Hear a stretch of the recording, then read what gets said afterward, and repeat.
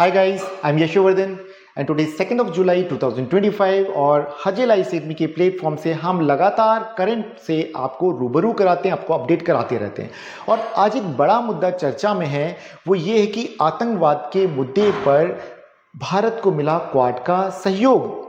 ये क्यों इतना महत्वपूर्ण हो गया? देखिए क्या हुआ कि एक घटना घटी 22 अप्रैल को पहलगाम की बैसरन वैली में, जहां पर पाकिस्तान से आए हुए कुछ टेररिस्ट लोगों ने भारत के लोगों की हत्या कर दी। 26 लोग वहां पर मौके पे मारे गए। और ऐसे में फिर बाद में भारत और पाकिस्तान के बीच में 4 दिन का वॉर स्टार्ट हो गया। और वहां पर हम देखते हैं कि कई सारे जैसे टर्की, चाइना ने सपोर्ट किया पाकिस्तान को। तब एक प्रश्न निकला कि इंडिया को कौन सपोर्ट कर रहा है, क्योंकि अगर हम बात करें कि एससीओ में, तो एससीओ के मेंबर के तौर पे चाइना ने वहां पे सपोर्ट किया। तो भारत क्वाड का मेंबर है और चाइना को काउंटर करने के लिए ऑर्गेनाइजेशन काम करता है। तो क्या क्वाड ने सपोर्ट किया? तो उस वक्त ये प्रश्न उभरा। तब नहीं, लेकिन अब अगर हम बात करें तो क्वाड देशों के विदेश मंत्रियों की बैठक हुई है अभी मंगलवार को, इट मीन्स कल, यस्टरडे को हुई है।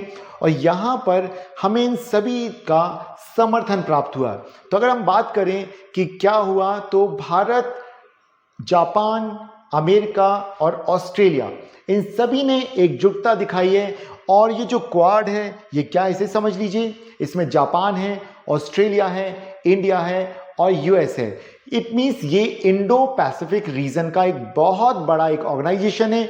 बड़ी अर्थव्यवस्थाएं हैं और बड़ी सैन्य शक्तियां हैं।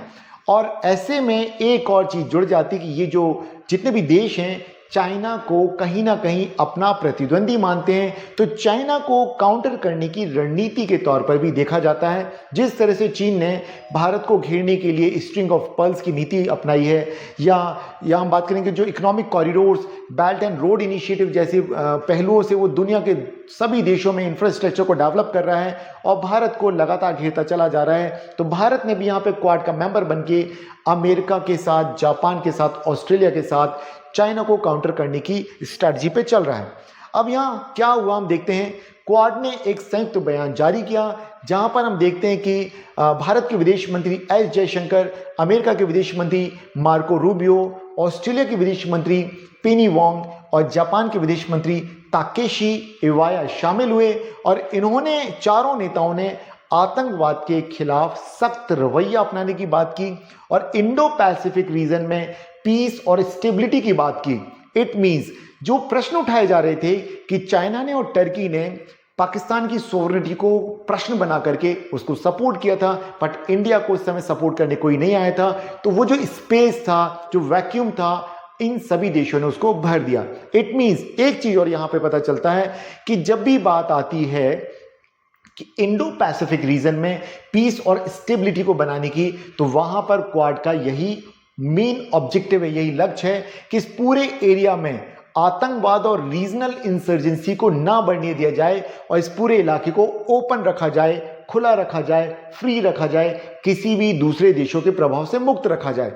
अब यहां पर अगर बात आती है कि इंडिया को सपोर्ट करने की आतंकवाद के मुद्दे पर, तो वो भी स्पष्ट तौर पर यहां पे हमें समर्थन दिखता है। सो आज के इस वीडियो में हमने जाना कि क्वाड क्या है, कौन कौन से देश हैं, इंडो पैसिफिक रीजन की हमने बात की यहां पर, और ये चाइना की बेल्ट एंड रोड इनिशिएटिव की कैसे काउंटर करता है, या स्ट्रिंग ऑफ पर्ल जो चाइना की पॉलिसी है उसको कैसे काउंटर करने की एक स्ट्रैटेजी है। राइट फ्रेंड्स, तो हम क्वाड का अलग से एक डिटेल वीडियो फिर से बनाएंगे। सो आप हमारा वेट कीजिए और मैं उम्मीद करता हूं कि आज का ये वीडियो आपको पसंद आया होगा। और अब तक आप हमारे साथ बने हुए, आपने हमारे इस चैनल को यदि सब्सक्राइब नहीं किया तो हमारे इस चैनल को कर लीजिए सब्सक्राइब, बेल बटन को दबा दीजिए ताकि हमारे नए वीडियोस का नोटिफिकेशन आप तक पहुंच सके। दोस्तों, मैं हूं यशोवर्धन और ये हजेल आईसीएडमी की करंट अफेयर्स के इस प्लेटफॉर्म से मैं लगातार आपको रोज की जो भी घटनाएं होती हैं उनसे रूबरू कराता रहता हूं। फिर मिलते हैं हम अगले दिन अगले विषय पर बात करते हुए। तब तक आप स्वस्थ रहें, मस्त रहें, अपने परिवार का ध्यान रखें। Thank you friends.